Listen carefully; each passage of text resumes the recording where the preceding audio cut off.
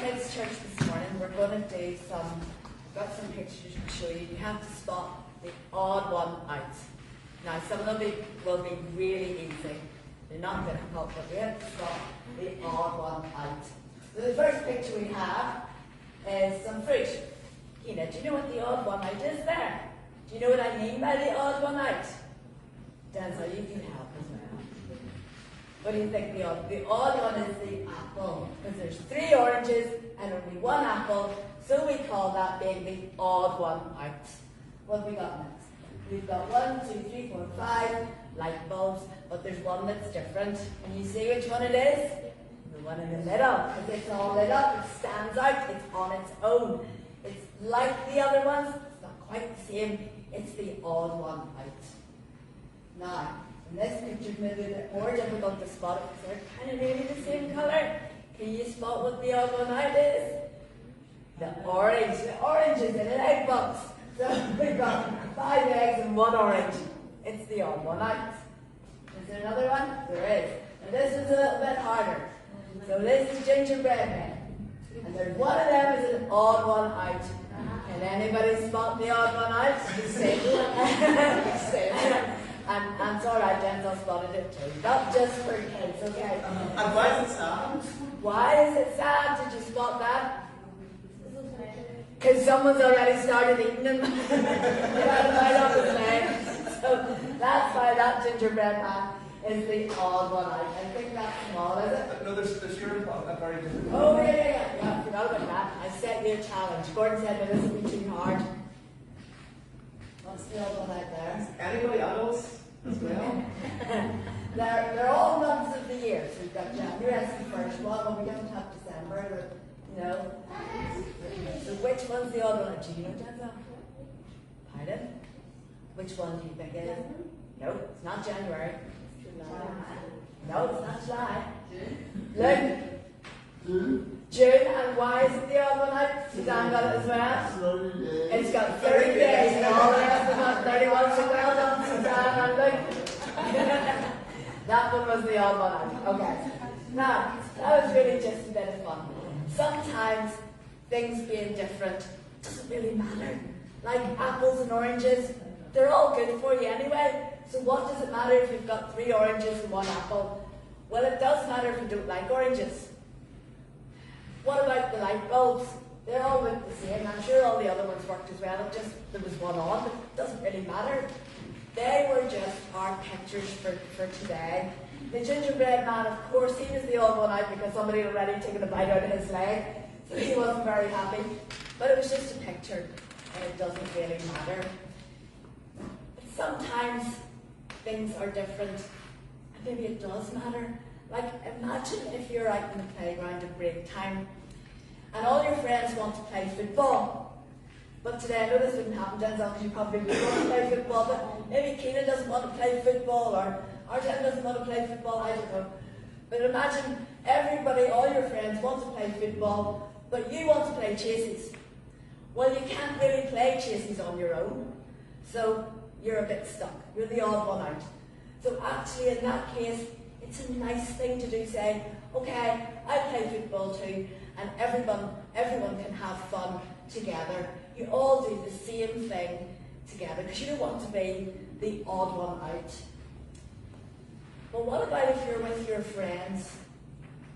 You've maybe gone to the shops, and you'd really like some sweets, but you don't have very much money. And maybe one of your friends in your group says, why don't we go into the shop all together? You all make a bit of a noise, and I'll get some sweets when no one's looking. And you think to yourself, but so they've made a plan to take some sweets when no one's looking, but that's stealing. And well, how does that make you feel? Because you know that that's not right. But everyone else wants to do it. Everyone else thinks it's okay. What do? Do you think, I wouldn't be the one actually taking them, so it would be okay? Or do you think, well, maybe just this once, just because everybody else is doing it? Or could you be brave enough and strong enough to say, no, I won't do that, because I know that's wrong. And I know that the right thing is to say, no, I'm not going to do that. Even though that's hard, because you would be the odd one out. But what you need to do is be brave. And you might think, but my friends will maybe laugh at me and they'll say I'm just a scaredy cat. Or maybe they'll call me names like a goody-goody because I don't want to do it. But that's when you need to be brave and be strong and do what you know is right, even if you're the only one. Oh guys, come on up. We're talking about being the odd ones out here. And we're saying that sometimes it's not easy to be the odd one out. If all your friends want to do something that you don't want to do, and if that's because you know it's the wrong thing to do, we're just saying about how we need to be brave and stand up. Even if we're the only one, we need to do what we know is right. So we're going to go back now to our story that we've been doing. We've been learning about the book of Daniel. And our story today is about Daniel's 3 friends called Shadrach, Meshach and Abednego. Remember we talked about them last week. So remember King Nebuchadnezzar. Oh, here he comes. So we have here King Nebuchadnezzar. And I'm just going to read it. I'm going to stand back and let King Nebuchadnezzar do the story for you. But King Nebuchadnezzar, he had just got the meaning of his dream. And God was trying to warn him that even though he was a great king, he still needed to be prepared. He still needed to be ready for a time when God's kingdom would be here. King Nebuchadnezzar had to prepare for a forever future with God. But do you remember last week that we talked about King Nebuchadnezzar only really listened to the first part of the explanation of his dream? What he heard was like this. He heard Daniel say, King Nebuchadnezzar, you're a great king. You're strong and mighty. Your kingdom is strong and majestic and powerful. Your kingdom is wonderful. But after your king comes blah, blah, blah, blah, blah. And he stopped listening. He only listened to the good part. And do you know what happened after that? King Nebuchadnezzar was so proud. He was so proud of himself because, well, he was a great king. After all, even Daniel's God said he was a great king. And so he decided that everybody should know how great a king he was. So he built a statue. He built a huge statue, all made of gold. And he set it up where everyone could see. And he called all the important people of the country to come to the dedication of this wonderful statue. And while everyone was there, one of the king's officials made a very important announcement. And he said, our wonderful king, King Nebuchadnezzar, has built this wonderful statue. And everyone needs to know how great our king is. So, whenever you hear all the musical instruments playing their tunes, everyone must bow down and worship this wonderful statue. And that will tell King Nebuchadnezzar how good we think he is. And he said, if anyone does not bow down to the statue when they hear the music, then they will be thrown into a great big fiery blazing furnace.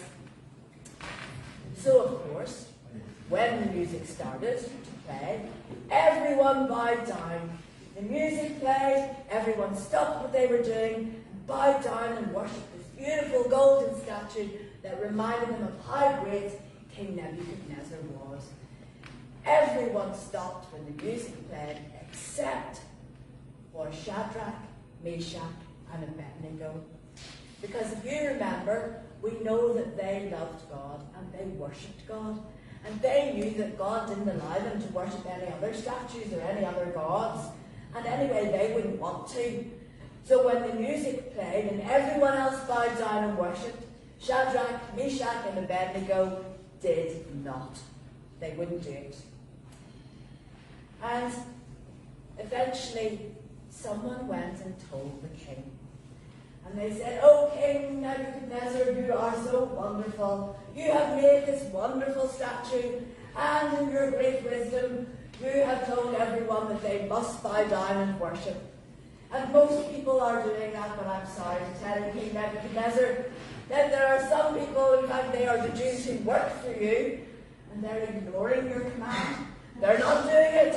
The music starts to play, everyone else bows down, and they refuse. They will not obey you. King Nebuchadnezzar, as you can see, was in a rage. So, King Nebuchadnezzar called for Shadrach, Meshach and Abednego to come before him. And he said to them, "Is this true?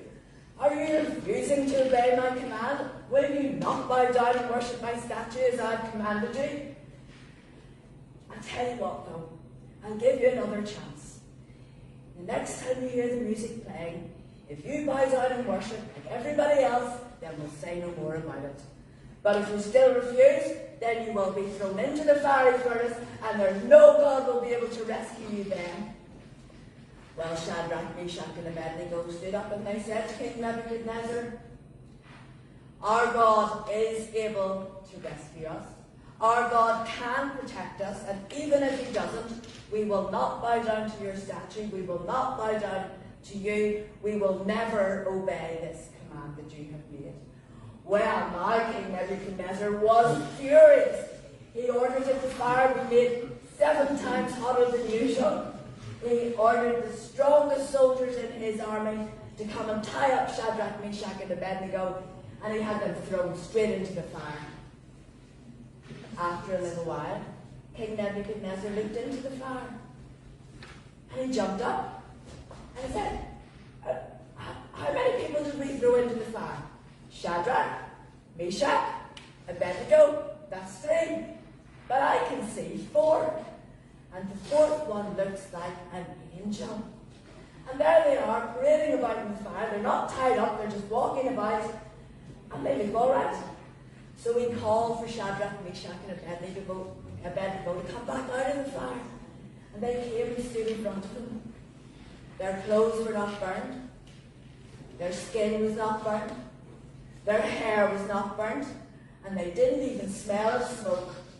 And you know, if I have a barbecue at home, I can smell barbecue smoke in my hair and on my clothes until I have time to have a shower and wash my clothes.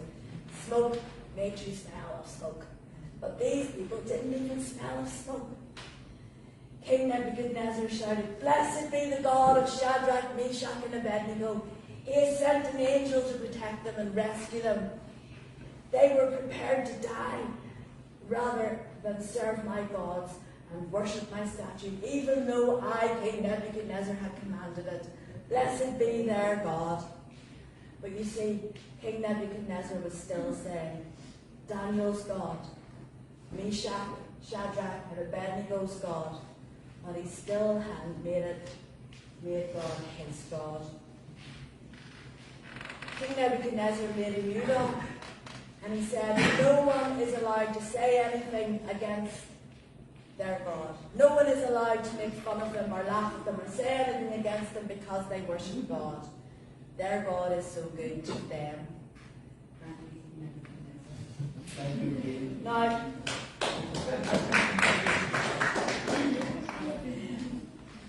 so over the last few weeks we have seen a few things that people might say to you if you tell them about God and how much he loves them.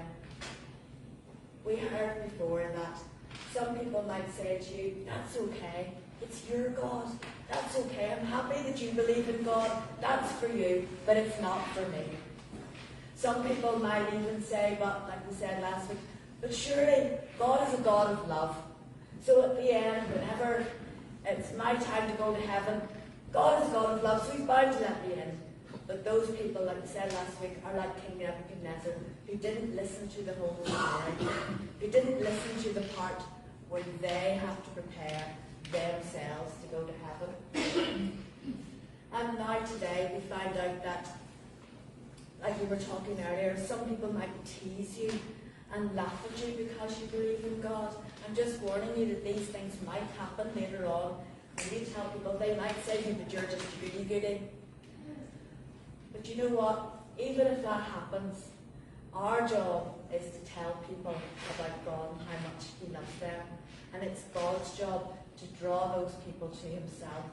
But even if that does happen, and even if people do respect you, like King Nebuchadnezzar then said, made this new law, and he wouldn't allow anybody to say anything against God or against Shadrach, Meshach and Abednego, sometimes you might even find that that happens. Sometimes I've heard people where I work, maybe they use bad language and then they realise, oh hold on, I'm she's a Christian, and then they apologise to me for using bad language. And it's like they respect me and they respect my God, but they haven't made God their God. So those are the people that we need to pray for. Continue to witness to them. Even if those things happen, that's when we need to be bold, be strong, for the Lord your God is with you. Even if you're the only one, it seems. So now we're going to sing, guess what? Be bold. And we all know the actions yet? You have to help me out by it. Ready? Be bold, be strong, for the Lord your God is with you. Be bold, be strong, for the Lord your God is with you. I am not afraid, no, I am not dismayed, not me, but walking in faith and victory, God walking in faith and victory, for the Lord your God is with me. Be bold, be strong, for the Lord your God is with you. Be bold, be strong, for the Lord your God is with you. I am not afraid, no, I am not dismayed, not me, but walking in faith and victory, the Lord walking in faith and victory, for the Lord your God is with you.